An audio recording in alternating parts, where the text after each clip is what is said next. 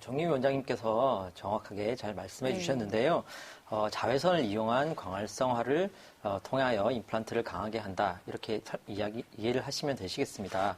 아마 UV도 알고 있고 임플란트도 알고 있는데 UV 임플란트란 무엇일까 아마 거의 처음 들어보신 분들이 상당히 많으실 걸로 생각이 됩니다.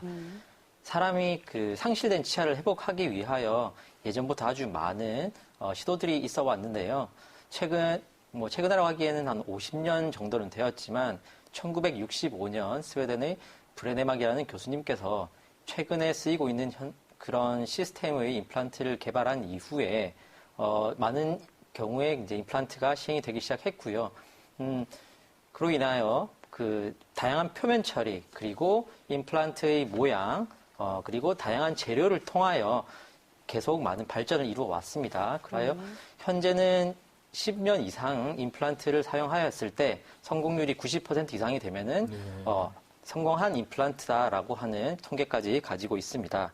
하지만 우리가 여기 90%에서 만족하지 않고 더 좋은 임플란트, 더 강한 임플란트를 사용하기 위하여 계속 많은 연구를 하고 있고요. 그로 인하여 최근에 개발된 것이 바로 UV 임플란트, 자외선을 이용한 충분히 더 강화된 임플란트라고 알 수 있겠습니다. 네. 바로 임플란트는 티타늄이라는 재료를 이용하여 하고 있는데요. UV 임플란트라는 티타늄의 표면에 특정 파장의 UV를 이용하여 강활성화를 시켜서 충분히 튼튼하게 사용한다는 의미입니다. 사실 잘 알려져 있지는 않지만 임플란트에도 우리가 사용 기간이라는 것이 어느 정도 정해져 있는데요. 즉 다양한 임플란트 회사에서 계속 매일 새로운 임플란트를 생산해내고 있지만 시간을 두고 지켜보면은 처음 만들어낸 임플란트는 조금씩 노화가 진행이 되고 있다는 것을 말을 하기도 합니다. 현재 사진에 보면 왼쪽에 있는 것이 생산된 직후의 임플란트, 저기 하얗게 보이는 것이 바로 그 산화 티타늄 막인데 이것이 아주 깨끗하게 유지되고 있기 때문에 저 상태에서 바로 수술을 한 오른쪽 그 모식도를 보면은 아주 뼈와 혈액이 임플란트에 잘 스며들어서 건강한 것을 볼 수가 있습니다. 하지만 시간의 경과에 따라 골유착을 방해하는 공기 중의 탄화, 수소 등의 유기물에 의해서 임플란트가 조금씩 노화가 진행이 되는데요. 이를 이용을 하여 우리가 자외선을 쪼게 된다면은 이 공기 중에 있는 오염된 산화 유기물 이런 것들을 없앨 수 있다고 알려져 있습니다. 우리가 여기서 간단한 실험을 통해서 알 수가 있는데요. 티타늄 동전을 이용을 해서 임플란트의 한 것과 똑같은 형태의 표면 처리를 하였습니다. 그리고 4개 동전을 준비를 하여서 각각 같은 자리에 두고 시간을 보내보았습니다. 첫 번째 동전은 우리가 생산을 하자마자 표면 처리한 것에 10 마이크로미터의 워터, 그러니까 여기서 보면은 제가 물 한 방울이라고 그냥 지정을 할 건데 물 한 방울을 떨어뜨려 보았더니 티타늄 표면이 물에 충분히 젖어 있는 것을 볼 수가 있습니다. 화면에 보이는 까맣게 보이는 것이 바로 물에 젖은 부분인데요. 하루만 지나도 저 까맣게 젖은 부분이 똑같은 양의 물을 떨어뜨렸을 때 조금 줄어든 것을 볼 수가 있고요. 일주일만 지나도 꽤 많이 줄어 있고 3달이 지나면 거의 물방울이 티타늄 표면에 젖질 못하고 그냥 방울져 있는 것을 볼 수가 있습니다. 이 친수성은 우리가 광활성화를 시켰을 때 얼마나 잘 되었느냐라는 것을 알 수 있는 첫 번째 지표라고 보시면 되시겠고요. 그래서 처음 만든 것부터 한 3달 정도 지나게 되면 그 티타늄 표면이 조금 손상이 된 것을 볼 수가 있겠습니다. 네, 우리 또 시청자분들이 보기에는 또 저 실험을 또 잘 이해를 못 하실 수도 있는데, 이거 뭐 이게 친수성이 뭐고, 이게 물이 떨어지는 게 저게 퍼지고 모아지고 이게 뭐가 좋아 이렇게 말씀하시는 경우도 있을 수도 있고 이해를 못하는 경우도 있기 때문에 한 번 더 여쭤보겠습니다. 그러면은 저 물을 우리가 알고 있는 혈액으로 봐도 무방할까요? 네, 그렇습니다. 사실 우리 인체에는 60%가량의 수분이 포함되어 있기 때문에 또한 혈액에는 많은 양의 이제 수분이 포함이 되어 있겠죠. 그래서 이 수분이 얼마나 그 표면에 잘 젖어드느냐가 이 혈액이 얼마나 이 임플란트와 친한가 그를 가늠하는 것이 됩니다. 우리 사진을 통해서 한번 살펴볼 건데요. 우리가 임플란트를 똑같은 회사에서 생산을 해서 아까 티타늄을 한 것과 똑같이 준비를 해서 몇 개월의 시간을 지내보았습니다. 그리고 나서 왼쪽은 아무런 처리를 하지 않은 임플란트고 오른쪽은 광활성화를 통해 UV 특정 파장을 조인 그런 임플란트라고 보시면 되겠습니다.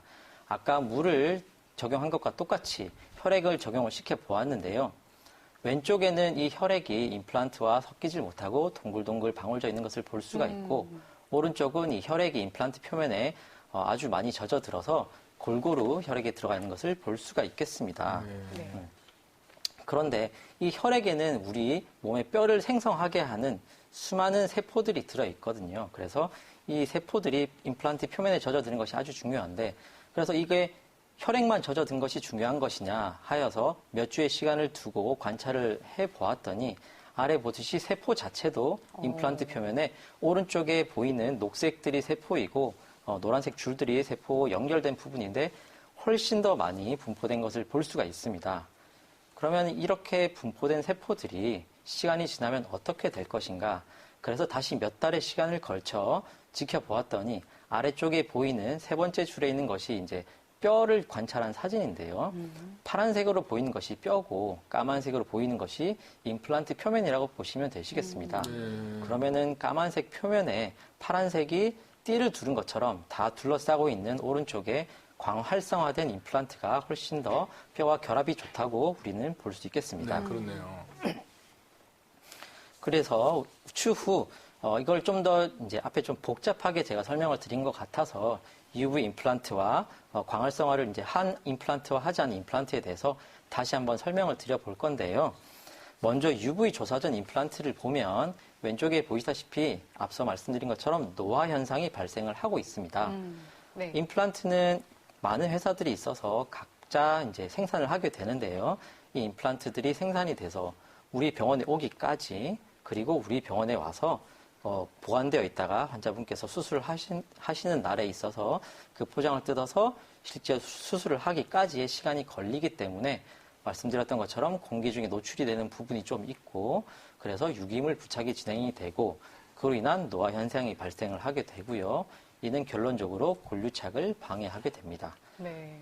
UV 조사를 하게 되면 방촉매 효과로 인해서 유기물들이 제거가 되게 되죠. 그래서 유기물이 제거가 된 순간부터는 공장에서 처음 생산된 것과 같이 혈액의 친화성이 아주 좋고 빠르고 안정적인 골유착을 할 수가 있습니다. 네, 이렇게 생방송으로 진행된 네, UV 임플란트를 처리하는 과정은 그렇게 많은 시간이 소모되지가 않습니다. 대략 12분 정도의 시간을 보고 있는데요. 네. 이렇게 동영상을 준비했으니 같이 보시면 이해가 좀 더 네네네. 빠르실 것 같습니다. 12분이라는 비교적 빠른 시간 안에 UV 광활성화가 완료되는데요. 최근에는 이 시간이 1분까지도 좀 단축이 될 수 있다라고 보여서 새로운 기계들도 계속 생산이 되고 있습니다. 그런데 이걸 제가 한 가지 좀 말씀드리고 싶은 게 있는데 이 UV 임플란트가 아니라 그래서 안 좋은 임플란트는 아니니까 너무 걱정은 하지 마시고요. 네네. UV 임플란트가 있어서 충분히 처리가 돼서 진행을 하면 좋겠다라고 생각을 하시면 되시고 근처에 가셔서 하시던 곳 가셔서 하셔도 되시고 혹시나 뭐 여유가 되시면은 물어보시면 좋을 것 같습니다. 우선 처리 과정만 추가적으로 했다. 이렇게 보면 맞을까요? 네, 맞습니다. 기존의 임플란트 생산된 것은 똑같고요. 네. 생산된 임플란트에 UV를 처리를 하는 것만 조금 차이가 있기 때문에 환자분들께서는 똑같이 병원에 가셔서 수술 준비를 하시면 되시고요. 네. 이것을 수술하는 의사 또는 뭐 같이 병원에 있는 위생사분들께서 처리를 하셔서 이제 주면은 사용하게 됩니다. 그런데 환자분들께서 가끔 저희 병원에 오셔서도 여쭤보시는 게 있는데 UV는 제가 듣기로는 좀 안 좋은 것 같아요 라고 들은 것 같은데 네네. 그런데 이게 괜찮은 건가요? 라고 질문을 하십니다. 그런데 요즘 코로나도 있고 해서 환자들께서도 집에서 쓰시는 소독기 그런데도 다 UV가 들어가 있는 걸로 알고 있고요. 최근 그 유아 소독기에도 UV 소독기가 많이 있어서 충분히 사용을 하고 있습니다. 그래서 이 UV를 나한테 직접 쬐는 것이 아니기 때문에 너무 많은 걱정은 하지 않으셔도 되시고 UV를 통하여 임플란트를 소독을 해서 나한테 좋은 임플란트를 심어준다라고 생각을 하시면 좋겠습니다. 네. 결국에는 사실은 자외선이 안 좋은 건 우리 피부 아닐까요? 그렇죠. 임플란트에게는 굉장히 UV가 도움이 된다고 보시면 될 것 같고요. 자, 이제 결국엔 이 UV를 쪼이게 되면 안티에이징 효과 때문에 이제 임플란트가 리프레시 돼서 뼈하고도 더 잘 붙고 뭐 이런 이제 컨셉이 적용된다고 네네. 보고 있는데 네. 그렇다면 이제 건강상의 문제로 그 전까지 임플란트를 하고 싶어도 제안을 받았던 이런 분들, 이런 분들한테 약간의 도움이 되지 않을까 싶은데 어떻습니까? 네, 그렇습니다. 전신 질환이 있거나 뭐 특정 좀 조건이 안 좋은 분들이 있을 때 임플란트 수술은 어려워지기 마련인데요. 예를 들어 당뇨 환자 같은 분들께서는 혈액 안에 당이 좀 많기 때문에 입안에도 침 속에도 당이 좀 많고 그래서 세균이 잘 번식을 하게 됩니다. 그래서 임플란트를 하게 되면 실패할 확률이 좀 높다고 알려져 있는데요. 이런 당뇨 환자분들께 사용을 해도 좀 좋은 임플란트로 알려져 있고요. 또한 뭐 고혈압 같은 전신 질환이 있는 분들도 드시는 약에 의해서 피가 조금 멈추지 않는 그런 경우가 있는데 그럴 때는 수술 시간을 좀 짧게 가져가는 수술이 필요합니다. 그럴 때 UV 임플란트를 통해서 빠른 속도로 혈액을 빨아들이고 뼈가 생성이 빨리 되는 그런 임플란트를 통해 수술을 할 수 있으시겠고요. 또한 뼈가 좀 부족해서 잇몸뼈를 많은 다량의 잇몸뼈를 이식을 해야 되는 경우에 있어서 그런 분들은 UV 임플란트를 통해서 뼈를 좀 잘 붙게 하기 때문에 역시 마찬가지로 큰 도움이 될 수 있다고 생각을 하고 있습니다. 또한 사실 고령의 이제 여성분들에게 많이 일어나는 골다공증이라는 병이 있는데요. 네. 그런 분들은 이제 후천적으로 뼈가 좀 약해진 상태이기 때문에 뼈를 좀 강화하면서 임플란트를 심어주면 당연히 좋겠죠. 그래서 UV 임플란트를 이용을 해서 좀 부족한 부분의 뼈를 강화를 시키고 그렇게 해서 수술을 하시면 많은 도움이 되는 것으로 알려져 있습니다. 또한 사실 이제 임플란트가 개발이 된 지 시간이 좀 지나다 보니까 임플란트를 했는데 염증이 생겼어요. 혹은 임플란트를 했는데 임플란트가 보철물이 아니라 수술해둔 뿌리 부분이 좀 흔들려요. 이렇게 해서 임플란트를 최종적으로 재수술하시는 분들이 계시는데 그런 분들에게도 UV 임플란트를 통해서 빠른 뼈의 회복을 이용하여 충분히 좋은 결과를 기대하고 있습니다. 네. 네, 그렇습니다. 네. 사실 제가 좀 증례를 좀 보여드리려고 하는데요. 예. 보시는 사진은 고혈압이 있던 환자분이었습니다. 네.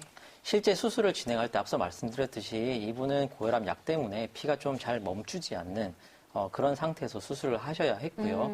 그로 인해서 필연적으로 좀 수술 시간이 짧아야 되는 그런 수술을 진행을 했습니다. 수술을 하고 임플란트를 넣는 과정에서 충분히 임플란트가 뼈에 고정이 되는지 확인하는 단계가 꼭 필요한데요. 이런 UV 임플란트를 통해서 수술하면서 혈액이 충분히 빨려져 들어오고 그로 인해서 뼈가 충분히 굳을 수 있겠다고 빠른 판단을 할 수 있었기 때문에 수술 시간을 확실히 단축할 수 있었고 이로 인해서 환자분도 저도 모두 만족할 수 있었던 그런 수술로 기억을 하고 있습니다.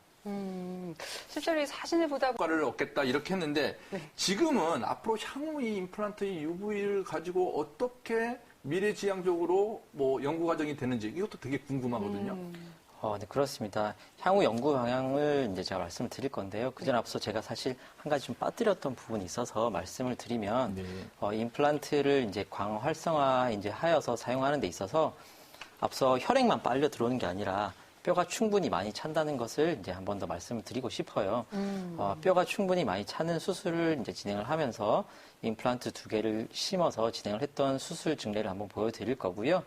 임플란트 2개를 심어서 뼈가 계기를 기다렸고 2, 3개월을 기다린 후에 지켜보니까 충분히 많은 뼈가 생성이 되었습니다.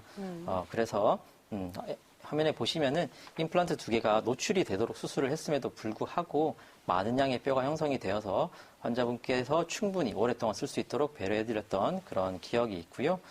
아까 앞서 말씀드렸듯이 뭐 향후 이제 연구 방향에 대해서 우리가 좀 고민을 하고 있습니다. 물론 저만 고민하고 있는 게 아니라 말씀드렸던 교수님께서도 충분히 고민을 하고 있는데요. 이게 우리가 수술을 하기 전에 UV 임플란트에 처리만 하는 것뿐 아니라 추후에 임플란트 수술을 한 다음에 이 UV를 이용을 할 수 없을까라는 것에 대한 연구로 이제 넘어가게 됐고요.